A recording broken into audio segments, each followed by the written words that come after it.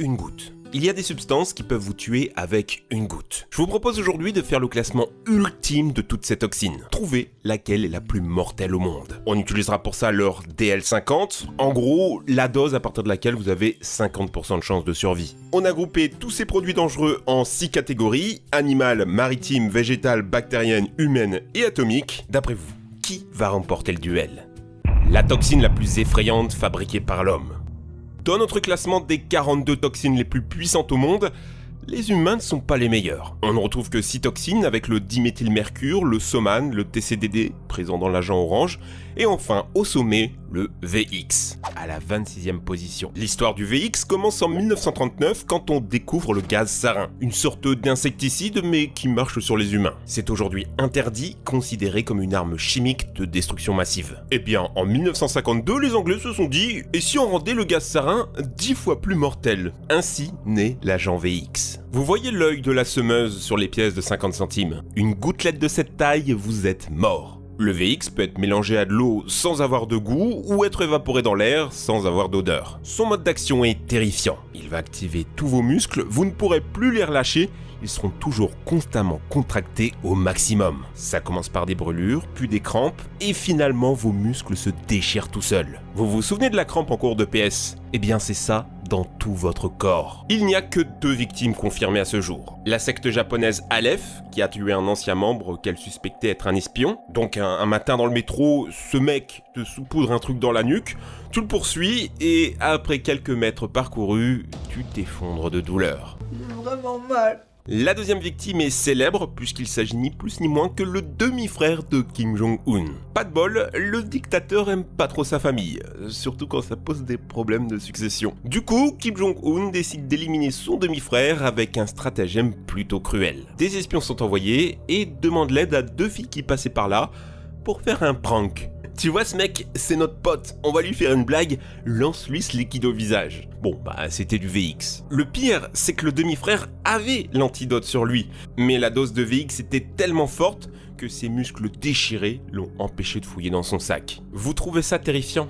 Eh bien sachez que le VX aurait été modifié pour être 8 fois plus puissant. L'agent Novichok, 13e de notre classement. On ne connaît quasi rien sur cette molécule. Elle n'a jamais été dévoilée au grand public. Et pour cause, elle a été inventée comme arme chimique en Union soviétique. C'est ce que nous a relevé d'anciens agents et chimistes russes qui affirment qu'elle a été utilisée dans 3 assassinats. Un banquier russe et son assistante à Moscou, un espion qui a trahi la Russie, mort avec sa petite fille en Angleterre, et enfin un couple d'Anglais qui avait trouvé caché dans un parc une bouteille de parfum. Ils ont cru que c'était une bonne idée de s'en asperger. Eh bien, c'était l'agent Novichok, l'animal le plus venimeux du monde. Si je vous dis poison animal, vous pensez à des trucs connus. La trotoxine de la veuve noire, la titius toxine du scorpion jaune ou les venins de serpent. Là-dessus, il y en a qui font fort, 18e et 19e du classement, le serpent brun d'Australie et le taipan d'Australie. Ouais, le pays est maudit. Pourtant, la 17e place est tenue par un truc beaucoup plus mignon, ces toutes petites grenouilles. La philobate terrible dorée est la pire. Beaucoup trop colorée pour être innocente. Car la batrachotoxine qu'elle produit est la reine des toxines du monde animal. 0,00035 grammes injectés sous votre peau et vous avez 50% de chance de mourir. C'est pour ça que les Amérindiens collectent ces grenouilles, les pressent pour en extraire le poison blanc et laiteux, fabriquant avec un seul animal une 50aine de flèches, qui sont ensuite séchées et stockées jusqu'à 10 ans sans perte de puissance. Autant vous dire qu'il faut pas se piquer ou mettre sa main à sa bouche. Le poison agit en bloquant toute transmission du système nerveux périphérique. La mort est rapide, plutôt douce même selon les Indiens. La personne se sent engourdie, légère et son cœur s'arrête. Aucun antidote n'existe. Il y a bien une possibilité, mais elle consiste à s'injecter de la tétrodotoxine. Un poison tout aussi puissant. Il a l'action contraire à la batrachotoxine, combattre le mal par le mal quoi. Mais du coup vous allez me dire, pourquoi plein de gens ont ce genre de grenouilles en élevage? Ok, elles sont jolies, mais ça a l'air quand même dangereux. La vérité c'est que non. La grenouille en effet ne fabrique pas sa toxine toute seule, elle a besoin de manger un type de scarabée qui va lui donner les ingrédients du poison. Ce qui permet un truc unique au monde, la batrachotoxine se trouve aussi produite par 2 types d'oiseaux. C'est sur leurs plumes, tu les manges, tu meurs. Oui, il y a des oiseaux venimeux et ils sont dans le top 1 des plus dangereux. La plante la plus vénéneuse du monde. Il y a des plantes connues pour avoir empoisonné les plus grands empereurs, fait suicider les plus célèbres philosophes ou encore décimé des armées entières. La numéro 1 dans tous les tops, c'est clairement l'aconite tueuse de loups, dite la reine des poisons. 6 mg de sa toxine suffisent à vous tuer. Pourtant, aucune de ces plantes n'est dans ce top. Et pour cause, il existe encore pire, la ricine. Avec ses 5 petites sœurs, pulcholine, modécine, volcassine, viscumine et abrine. Si vous avez vu Breaking Bad, vous savez comment ça marche. Une fois empoisonné, vous devez attendre 10 heures avant les premiers symptômes. Au début, ça ressemble à une grippe, et au bout de 3 jours, vous êtes mort. Vos organes se sont liquéfiés. Vous vomissez et déféquez du sang. La ricine va tout simplement empêcher vos cellules de produire des protéines. Et sans protéines, tu meurs. Pour obtenir ce résultat, vous avez juste besoin de 20 microgrammes. C'est 12 000 fois plus puissant que le venin du crotal. C'est très difficile à détecter, très facile à fabriquer et il n'existe aucun antidote. Autant vous dire que c'est une arme biologique de choix. Trump et Obama ont déjà reçu des lettres à la ricine et en 2018, un attentat à la ricine a été déjoué en France. Le plus iconique des décès avec cette substance, c'est celui de l'écrivain Georgi Markov. Un jour, qu'il se balade à Londres, un homme le bouscule avec son parapluie. Il reçoit une petite piqûre, mais rien de grave. Il ne le savait pas encore, mais dans 3 jours, il était mort. Il venait de se faire injecter de la ricine par un agent secret soviétique, le fameux parapluie bulgare. Contrairement à ce que laisse penser Breaking Bad, ingérer dans la nourriture, c'est pas aussi efficace. Une grande partie de la toxine étant digérée. Ce qui fait qu'une graine qui contient normalement assez de toxines pour tuer 50 mecs, eh bien il faut manger 5 à 6 de ces graines pour en mourir. Attention quand même au pois rouge de l'arbre à chapelet, c'est pas aussi gentil. Là, une graine suffit. En effet, l'abrine qu'elle contient, c'est comme la ricine, mais en 4 fois plus puissant. Mais vous savez ce qui est rigolo? Ça n'empêche pas les gens d'utiliser ces graines sur des colliers. Vous en avez même peut-être déjà croisé. Genre cette femme porte tranquillou de quoi tuer un bon millier d'hommes. Le plus puissant poison des mers. En 1975 au Japon, un des plus légendaires acteurs de théâtre kabuki meurt. Il était avec des amis, il a voulu faire le show et il a demandé à ce qu'on lui serve le foie d'un poisson fugu. Selon lui, il était trop parfait pour pouvoir en mourir. Bon, raté. Régulièrement au Japon, des gens meurent en voulant crâner devant leurs potes, payant cher pour pouvoir goûter à ce foie mortel. La tétrodotoxine à l'intérieur est la reine des poisons maritimes. On le retrouve dans la chair de ce crabe, dans les épines d'une étoile de mer, dans le harpon du cône géographe ou la morsure mortelle de la pieuvre à anneau bleu. Oh, okay. Oh, hurry up. Pourtant, le plus puissant poison des mers a une origine surprenante. La mycotoxine et la palytoxine, 7e et 8e de notre classement, proviennent d'algues et de coraux. On en meurt en consommant des poissons qui ont consommé ces microalgues toxiques, ce qu'on appelle une cigaretta. La dose intraveineuse nécessaire est infime. 10 microgrammes suffisent à vous tuer. Ça serait 5000 fois plus petit qu'une goutte d'eau. C'est bien simple en fait, ce sont les 2 substances non protéiques les plus mortelles sur Terre. Il existe à Hawaï une légende qui dit qu'il y a un bassin aux couleurs somptueuses où s'y baigner conduirait à la mort. Simplement y tremper ses flèches permettrait de tuer n'importe quel ennemi. Le bassin est en fait plein de l'Imumake-Ohana, produisant la palytoxine. La localisation de cet endroit est encore aujourd'hui cachée par les autorités. Peut-être que cette information vous rend triste, mais ne vous inquiétez pas, la palytoxine arrive chez nous. Les microalgues Ostreopsis ovata l'ont fait muter en ovatoxine, ce qui va permettre de rendre la palytoxine ultra volatile. Du coup, quand ces algues se mettent à se multiplier en grand nombre avec le réchauffement climatique, elles peuvent produire un vent extrêmement toxique. C'est ce qui s'est passé en 2006 à Gênes. Des centaines de vacanciers ont dû être hospitalisés après avoir été frappés d'une brise mortelle de palytoxine.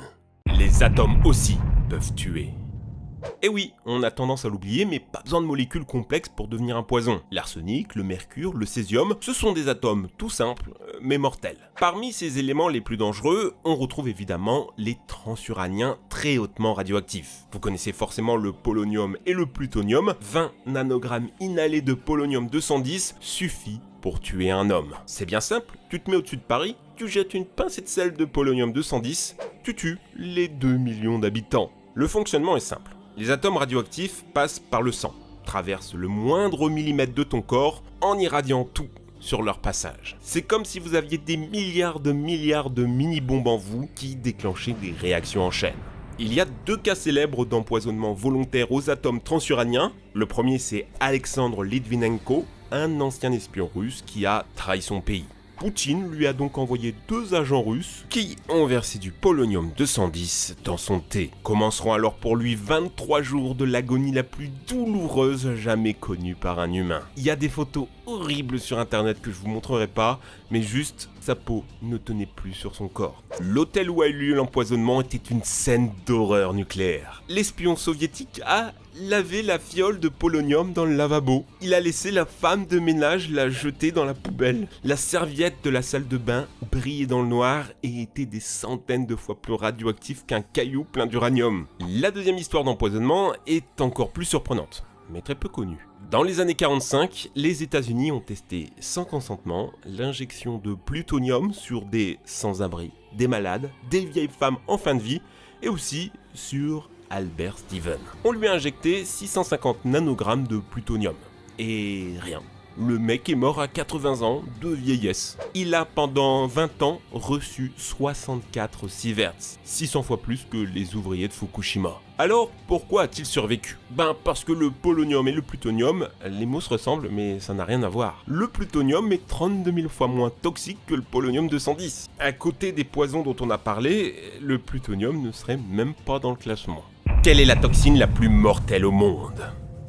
Ça, c'est un globule rouge. Et ça, c'est la dose nécessaire de toxine botulique pour tuer une souris. 40 000 molécules de type D suffisent. C'est vraiment la toxine la plus puissante et terrifiante au monde. Une tasse de café à injecter et tu décimes la moitié de l'humanité. La toxine marche très simplement. Elle va bloquer toute transmission neuromusculaire. Vous restez conscient, mais votre corps entier est paralysé. Ce qui est fou, c'est que les bactéries qui produisent cette toxine sont absolument partout dans la nature. Vous pouvez l'attraper en vous coupant un arbre ou en mangeant une conserve fermée non stérilisée. On en trouve même dans le miel, c'est pour ça qu'on n'en donne jamais aux bébés d'ailleurs. Mais vous allez me dire, si c'est si toxique à petite dose et que la bactérie est partout, comment ça se fait que finalement peu de gens en meurent? En France, il y a une dizaine de cas de botulisme par an et ils survivent presque tous. Même le botox, le truc qu'on injecte pour faire grossir ses lèvres ou cacher ses rides, c'est de la toxine botulique. Il y a 3 millions d'injections chaque année et quasi aucun mort par botulisme. Alors, pourquoi? Déjà, la toxine botulique, ce n'est pas une, mais une quinzaine de toxines différentes, certaines plus toxiques que d'autres. La D, au sommet du classement, est en fait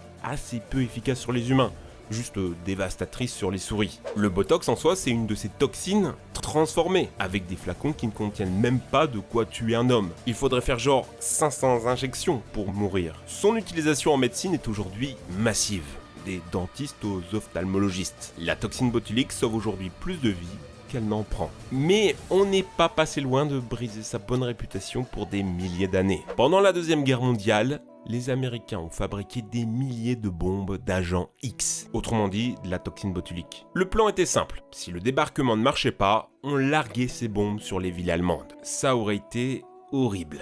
Heureusement, le débarquement a marché, parce que sans ça, les États-Unis auraient peut-être commis le plus effroyable et cruel des holocaustes bactériologiques. Et ça clôt notre top 42 des substances les plus dangereuses au monde. Comme vous pouvez le voir, les pires toxines sont systématiquement d'origine bactérienne. Un tiers de notre classement, c'est des bactéries. C'est vraiment pas les plus gros qui sont le plus à craindre. Il faut savoir que ce classement a été fait sur la base du DL50, des souris avec une injection en intraveineuse. Or, on n'est pas des souris. Et parfois les dites substances sont moins nocives pour nous. Enfin, faites pas les malins non plus, hein. Sur toutes les substances dont on a parlé, une goutte suffirait à vous tuer. Genre, même le dernier du classement, le diméthylmercure, une scientifique en est morte juste en laissant tomber une goutte sur son gant. La dose nécessaire est si petite que les quelques molécules qui sont passées à travers le latex ont suffi pour l'empoisonner. Je voulais terminer la vidéo sur un petit truc qui m'a troublé. En étudiant la centaine de toxines de cette vidéo, à chaque fois les expériences de dosage parlaient de tests sur des milliers de souris, des centaines de chiens, de hamsters ou de singes. Tous sacrifiés pour connaître la dose mortelle de chaque toxine. Le savoir que j'ai partagé dans cette vidéo a coûté la vie à plus de 100 000 êtres vivants. Alors certes, ce qui est fait et c'est pour la science, mais je voulais quand même leur rendre hommage dans cette vidéo. Merci les copains. Bon, sur une note plus joyeuse, j'espère vous avoir appris des trucs, que ça vous a donné envie de conquérir le monde avec des moyens un peu douteux. Pensez à vous abonner à Trash et Science Trash pour ne rater aucune de nos vidéos. Je compte sur vous, sinon je mets de l'agent Novichok dans votre coca. Merci de m'avoir suivi, ciao!